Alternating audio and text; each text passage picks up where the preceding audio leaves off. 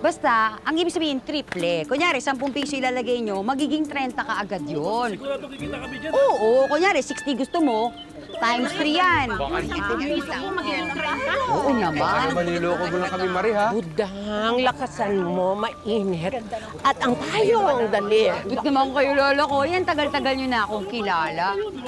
Anong kaguluhan yan? Anong ibig sabihin nito? May mas maganda na sa akin? Alam mo, ang ganda ng ano mo, ha? Ang ganyan, Buti na isip mo yun.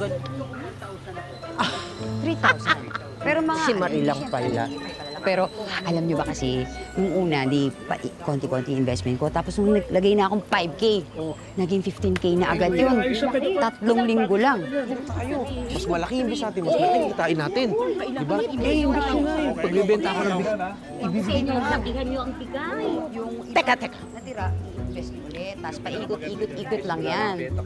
Parang ilalagay mo na yung pera sa iba, pagagalawin doon, tapos pag binalik dito, kaya siya nagtitriplet-triplet. Kasi napupunta na siya sa kamay ng ibang tao.